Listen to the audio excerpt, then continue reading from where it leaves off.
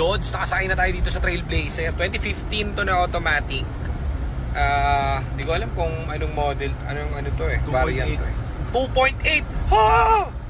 2.8. Diesel to na Duratec. Yan si Mark Yaris driving. Walang error yung code na ito na OBD namin to and engine check namin to.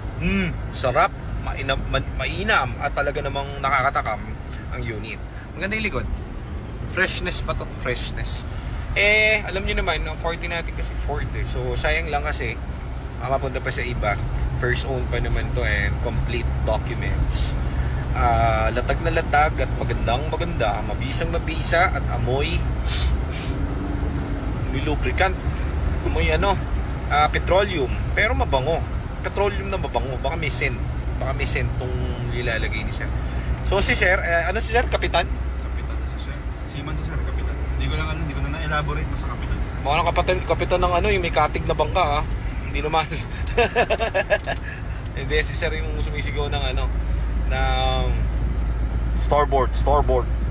Pero yung malupit na yun si sir na legit, pinakita niya pati yung mga passbook niya, papers niya, seaman's book, lahat kompleto. Ba't tayo gano'n nag-iingat? Kasi wala naman, gano'n lang dito sa atin direct kasi yan, kumbaga direct para safety, di ba? Ilang beses na rin kasi kami nadali guys. Hindi namin ipapasa doon sa seller, sa buyer namin yung problema kapag may mga ganyan. Kapag nakabili kami ng ganyan, sinusurrender, kunwari, kalukuhan yun. Parang nakatatlo na yata ako no? Innova, ayun dati, no? Soli agad yun, diretsong HPG yun. Talo kung talo, wala tayong magagawa. Kaya, nag-iingat din tayo sa papers, diba?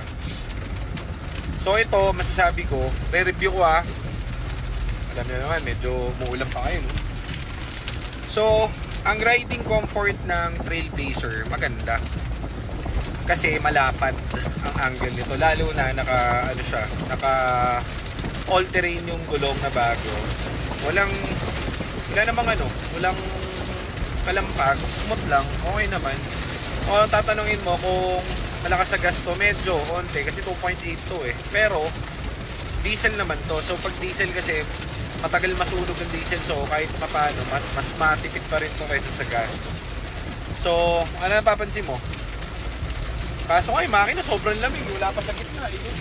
Kaya na pa yan. Oh? Ilan tinakbo nito? 75 lang. 75 lang pala tinakbo nito. Legit to kasi kinardoktor ko to kanina tinignan ko yung mileage niya. Shoutout kay paring Jeep Doctor na nakabili na sa atin ng mga units at in-approve. So, eto, wala, hindi naman parang pagkakitaan natin to kasi puro 40 units natin. For sale natin tong Trailblazer. Nakita nyo dun sa isang video sa taas yung in-upload natin. 475, gets mo na, i-mine mo na kasi magandang unit to, wala kang papaayos dahil untouched yung makina, tinignan namin lahat and everything, pati yung mga nakakabit dun sa engine niya, may markings pa ng kasa, so safe tayo dito bilhin dahil all good. So yun lang, kapag trip mo brother, pag trip mo, di bilhin mo na ganun lang pala, pag trip mo, bilhin mo pala, wala akong pinagsasabi, di pa kasi ako kumakain di pa agahan lang kinain ko, kaya medyo pang ako.